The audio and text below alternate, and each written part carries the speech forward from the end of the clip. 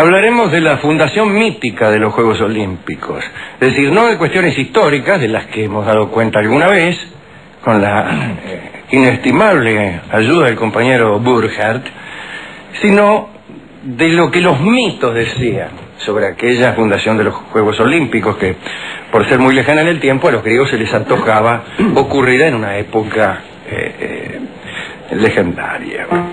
En realidad los Juegos Olímpicos se fundaron en 776 a.C., que es además el punto que utilizaban los griegos para empezar a contar el tiempo. Hay una propaganda ahora que hay Juegos Olímpicos, como bien sabemos, casi no se puede no saberlo. Hay una propaganda de una tarjeta de crédito, la más popular de ellas, la más conocida, que popular no es.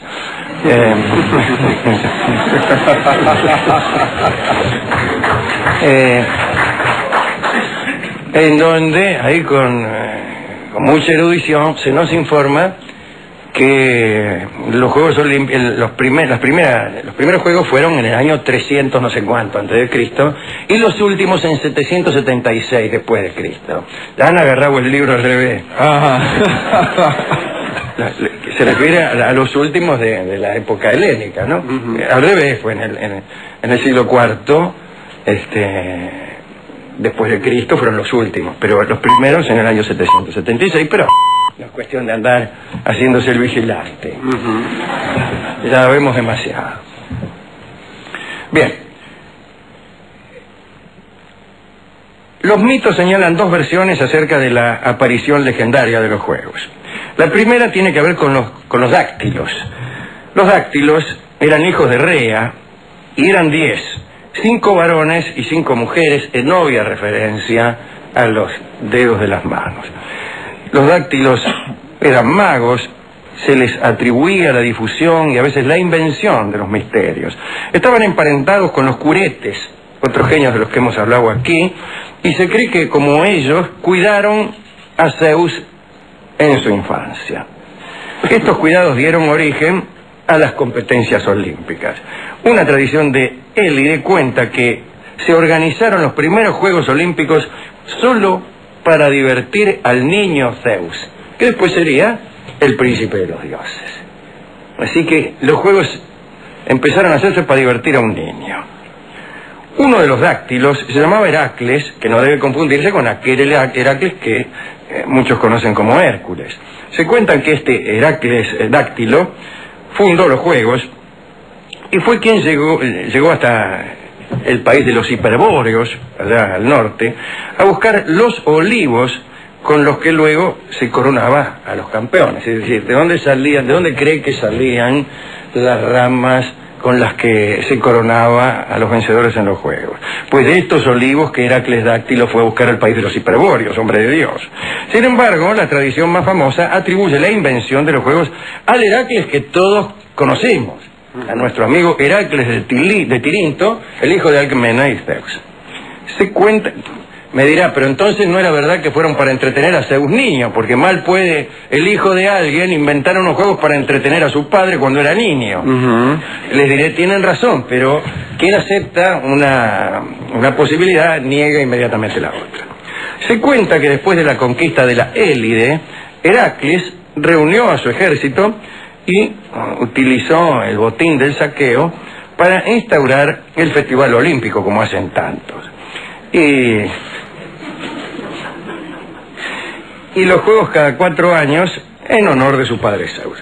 Lo primero que hizo Heracles fue diseñar el lugar pertinente para las competiciones. Estaba compuesto por un foro destinado al agón, es decir, a la competencia, y otro a lo sagrado. Midió también un recinto para las carreras y cercó un bosque para honrar a los dioses. Heracles llamó a una loma vecina la colina de Crono y erigió allí 6 altares a los dioses olímpicos, uno para cada pareja de ellos, ya que los dioses olímpicos, según todos sabemos, son 12, como las obras, como los apóstoles, como los pecados capitales y como las virtudes cardinales. Las virtudes son teologales, los cardinales son 2 puntos, que también son 12. o algo así. Cuentan que durante estos trabajos inaugurales lo molestaron mucho las moscas a Heracles, por lo que ofreció un sacrificio a Zeus. Era ahí un hombre piadoso. Lo molestan las moscas y lejos de paparlas, pues hace un sacrificio al príncipe de los dioses, en vez de echarle flea. El caso es que Heracles hizo un sacrificio a Zeus, y Zeus envió a las moscas zumbando al otro lado del río Alfeo, que así se llama el río que pasa por Olimpia. Los lugareños siguieron haciendo sacrificios a Zeus cada vez que quisieron expulsar a las moscas que podían molestar a los competidores olímpicos. No se me ocurre de qué manera podría una mosca molestar a un competidor olímpico, pero seguramente por falta de imaginación, porque las moscas tienen solo una manera, a lo sumo dos, de molestar. Se te rondan y se te posan. Bueno, en algunas competencias olímpicas uno no está para que lo ronden ni para que se le posen. Bien. Este asunto mítico de las moscas sugiere otras incomodidades históricas. Cuenta Burchard que Olimpia era un lugar donde los competidores tenían que someterse a grandes privaciones y molestias. Todos los que llegaban para los juegos vivían muy apretados y dormían a la intemperie o en tiendas de campaña, nada de Villa Olímpica, ni de nada. Perdón, acaba de caer una señora, disculpe. Mentira. De día, los competidores estaban expuestos a un sol tremendo. El sol de Olimpia es implacable. También se pasaba mucha sed porque el agua del río Alfeo no era potable ni lo es. De todos modos, esas penurias estaban compensadas por una animación notable y por encontrarse todos en la víspera de la gloria eterna. De esta incomodidad histórica hemos hablado alguna vez, probablemente en las Olimpiadas anteriores. Explica el mito que en la primera luna llena después del solsticio de verano, todo estaba dispuesto para el comienzo de los primeros juegos. Sin embargo, el valle carecía de árboles que lo protegieran del sol, y esto en el verano era terrible. Entonces Heracles, pero no el otro, sino el amigo nuestro, fue al país de los hiperbóreos, donde había admirado los olivos que crecían en las fuentes del Danubio, y convenció a los sacerdotes de allí para que le dieran uno, para plantarlo ahí en el recinto de los juegos. Cuando regresó a Olimpia, Heracles ordenó a los árbitros que coronaran a los vencedores con las hojas del olivo, las cuales serían su única recompensa, además de una fama imperecedera. Las ramas para la corona del campeón debían cortarlas con una hoz de oro, y debía cortarlas un niño de cuna noble cuyos padres debían estar vivos. ¿Para qué, se preguntará usted? Bueno, para jorobar. Como para qué sé yo, para qué. Algunos dicen que Heracles ganó todas las pruebas por falta de contrincantes, pues nadie se atrevía a competir con él. Pero la verdad es que las pruebas se disputaron con entusiasmo, pero Heracles ganó, en algunas por afano, ¿no? En una oportunidad no se pudo encontrar competidores para el pugilato. Nadie quería pelear con Heracles. Entonces el mismo Zeus, disfrazado, condescendió a entrar en la prueba. La lucha terminó en empate. Y entonces Zeus se reveló como el dios que era, y todos los espectadores los aclamaron con alegría, y la luna brilló como si fuera de día.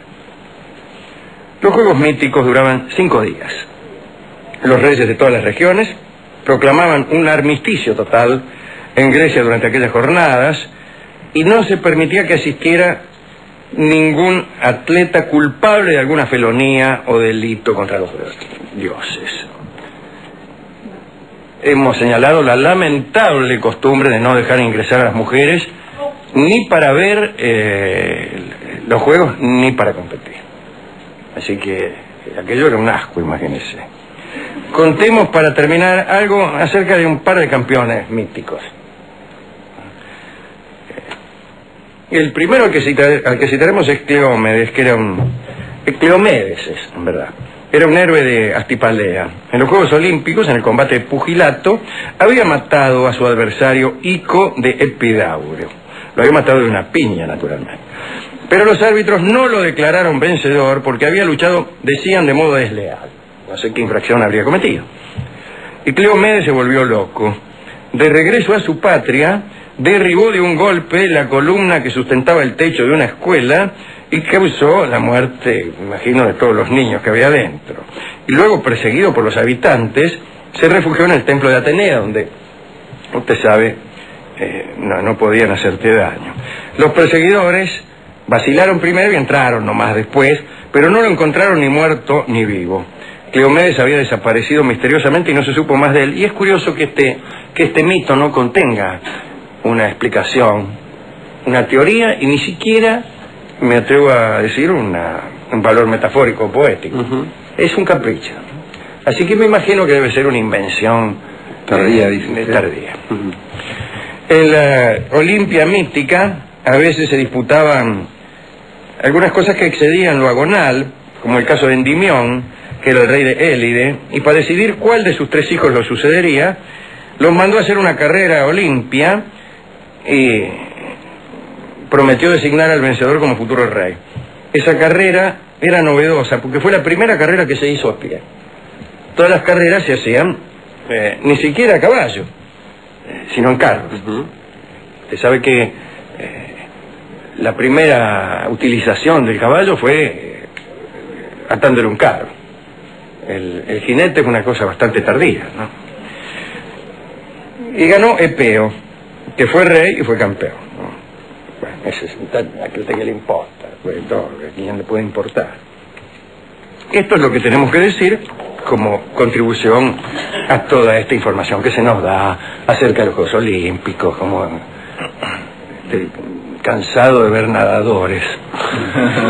Todas las competencias son de natación. No sé si usted advierte, ¿no? Hay, por ejemplo, una competencia y solo una de fútbol, pero 76 de natación. Claro.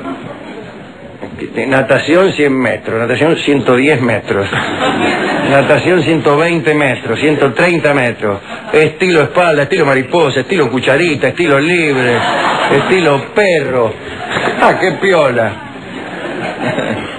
Basta con tener buenos nadadores para ganar la Olimpiada. Es como si usted hiciera 25 competencias de fútbol. Fútbol de 90 minutos, de 80, de 70, de 100, con 11 jugadores, con 10, con 9, con 8, con 13. Papi fútbol. Bueno, ¿a quién quiere dedicar esta crónica de lo que los mitos decían acerca de los Juegos? A aquellos atletas, Alejandro, que la pasaban bastante mal. Digo, a los que usted ha nombrado en el relato, que la pasaban bastante mal, que estaban bastante incómodos y que iban por la hoja del laurel, digamos. Sí, está bien. Por la gloria. La gloria no era poca cosa para los griegos. Claro. Era lo más importante que se podía lograr en la vida era eso. Bueno, y no está mal, no está mal. Hemos ido a la discoteca, tenemos un tango no muy novedoso, que es Por una cabeza, en atención a las carreras de caballos que se realizaban en Olimpia, que eran principalísimas. No hay ahora, ¿no? No. Pero hay sí algunas pruebas relacionadas con el hipismo, ¿no? Pero no carrera de caballo. No hay carrera de caballo. No hay carrera, porque tienen miedo por las apuestas, ¿vio? Discúlpeme. Pues se nos convierte esto en un hipódromo, señor. Ajá. Le voy y dice Entonces sí, ya viene la gente que apuesta y nosotros acá el espíritu olímpico lo queremos preservar. No sé si me interpreta lo que le quiero significar. Correcto. Te lo digo yo como... ¿Usted es juez de algo, de alguna competencia? No, soy el dueño acá de Atenas. El dueño del club. Del club Estero de Córdoba, Atenas, que es donde se realizan las Olimpiadas y cuento todo. Bueno, está bien. Casi nos pasa algo terrible, nos pasó algo terrible, se nos atrasó el atleta. ¿Cómo es eso? Claro. Y eso que esta es la Olimpiada más fácil para el atleta. Veo que siempre hay un atleta que prende la antorcha en Atenas y sale corriendo para donde sean las Olimpiadas. Son en Corea y Japón, va a Corea y a Japón. Pero esta vez eran en Atenas. Y entonces... medio remolón. Claro. Le dio soga. Le pasó lo que a la liebre con la tortuga. Claro, dijo, estoy acá nomás. Estoy acá nomás, a 15 cuadras. Y salió, se empezó a detener en el camino y llegó 6 horas tarde.